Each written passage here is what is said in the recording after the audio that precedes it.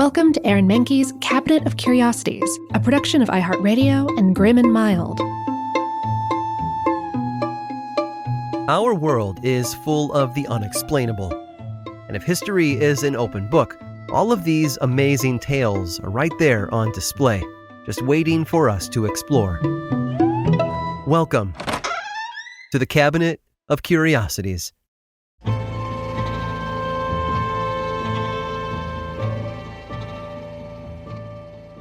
Most of us have heard the term devil's advocate used to describe someone who takes the wrong side of an argument knowingly, essentially picking the side the devil would take. Longtime listeners of this show would know that this term originates in the legal code of the Catholic Church. As a reminder, in order for a saint to be canonized, an expert needed to take the stand to give their best arguments for why the person shouldn't become a saint. And the Latin title for that role was advocatus diaboli, the devil's advocate. The connection between the devil and legal minutia goes even deeper than that, though. In fact, the first appearance of the term Satan in the Bible is referring not to a proper name, but a role being performed by another heavenly deity. The term Satan means accuser or adversary. In the book of Job, for example, it is one of these Satans who encourages God to punish the devout Job to test his faith.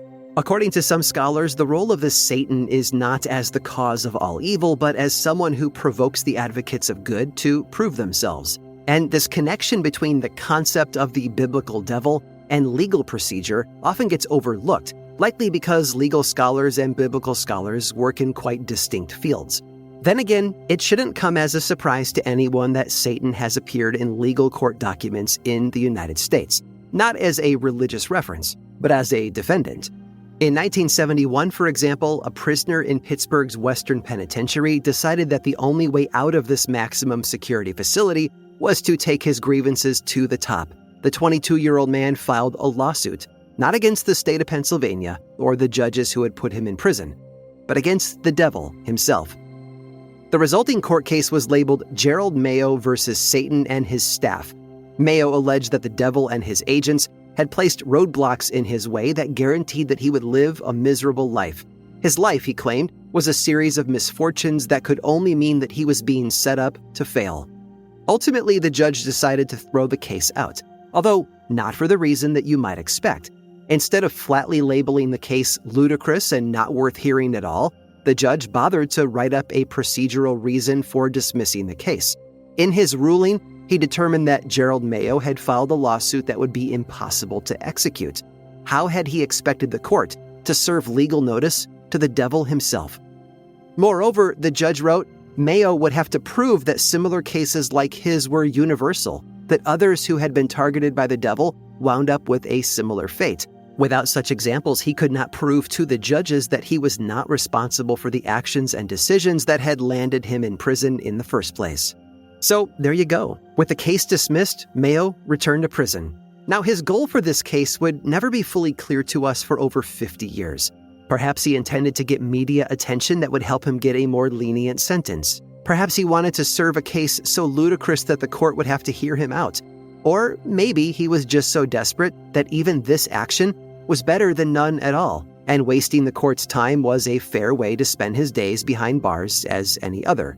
Idle hands are the devil's workshop, as they say. Well, whatever the real reason, this lawsuit would have a unique legacy. You see, to this day, it's used by law professors to teach the necessary elements of building a case. Even in a society where lawsuits are an easy way to address your problems, suing someone isn't just about the grievance. It also requires a target who is subject to the same laws you're using to sue. Satan, it would seem, is literally above the law. So I guess it turns out that he won't be needing that devil's advocate.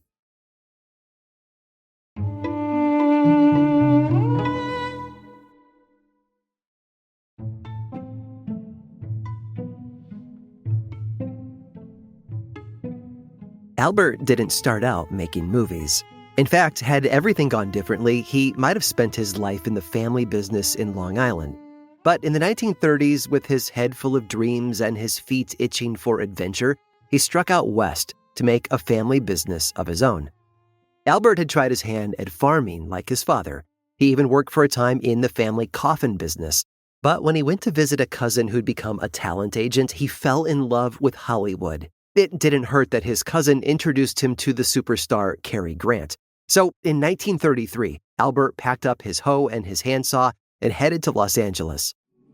Now, Albert tooled around Hollywood for the next 15 years, making friends and making strides. He worked in the mailroom at 20th Century Fox. He befriended director Howard Hughes, who made him an assistant director on the 1943 film The Outlaw. But he quickly found being assistant director mostly meant driving star Jane Russell to set. When World War II started, he recruited stars to perform for the troops with the USO, and after the war, he worked as a talent agent. But Albert's big break came in the 1950s, when he realized there was real money to be made as a producer.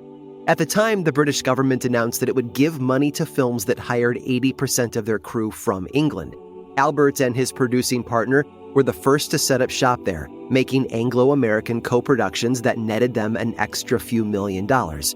After a few modest successes with high-flying action films, Albert was looking for his next project when fate intervened in the form of a paperback. Albert quickly became a fan of books by a former British intelligence agent named Ian Fleming. In them, a spy named James Bond, number 007 with a license to kill, charmed his way past deadly traps and over-the-top villains. It was the perfect character to bring to the big screen. However, Hollywood didn't quite see it that way. In meeting after meeting, Albert kept getting turned down. James Bond was too suave, too sexual, and, let's face it, too British. They didn't think American audiences would buy tickets. Finally, a friend at United Artists set up Albert with a meeting. He came in ready to be rejected once again. To his surprise, 45 minutes later, he had a 6-picture deal in place. They had $1 million to make the first film, Dr. No. Now, all they needed was their Bond. While $1 million was a lot in those days, it wasn't enough to get big stars. Albert's first choice, Cary Grant, was off the table. So they needed an unknown to bring Bond to the big screen. After spending days sorting through headshots and movie reels, it was Albert's wife Dana who actually made the choice. When a young Scottish actor named Sean Connery appeared on screen, she shouted, "Cast that one, he's gorgeous." And so movie history was made. And the chances are good that you're probably familiar with what came next. James Bond has been the subject of dozens of movies and has now been played by 6 actors: Sean Connery, George Lazenby, Roger Moore, Timothy Dalton, Pierce Brosnan, and Daniel Craig. The impact that Albert's Bond movies have had on our collective pop culture consciousness is immense. Think of James Bond, and the same things come to mind: death-defying stunts, ingenious gadgets, beautiful Bond girls, and martinis shaken, not stirred. In bringing James Bond to life, Albert created a new family business. In recent years, his daughter Barbara and son Michael have co-produced every Bond film, from Albert's death in 1996 until they sold the rights to Amazon in 2025. Albert carved out a pretty good legacy for himself and his family, but you might be surprised that bringing James Bond to the big screen isn't his only claim to fame. For that, we have to rewind a bit to when Albert's family lived in Carrara, Calabria. According to his wife Dana's research, Albert's ancestors claimed to be the first people to cross 2 vegetables, cauliflower and Rob. This created a dark green tree-like vegetable with thick stalks. Albert's father and his uncle brought those seeds of this crossbreed from Calabria to Long Island. On the same farm where Albert worked as a child, his family introduced America to their very own family heirloom. And the name of that vegetable, well, they gave it the family name. And here, let me tell you Al's full name, and I'll let you figure out the rest. The James Bond movie pioneer was Albert Broccoli. I hope you've enjoyed today's guided tour of the Cabinet of Curiosities. Subscribe for free on Apple Podcasts or learn more about the show by visiting curiositiespodcast.com. This show was created by me, Aaron Mahnke, in partnership with How Stuff Works. I make another award-winning show called Lore, which is a podcast, book series, and television show. And you can learn all about it over at theworldoflore.com. And until next time, stay curious.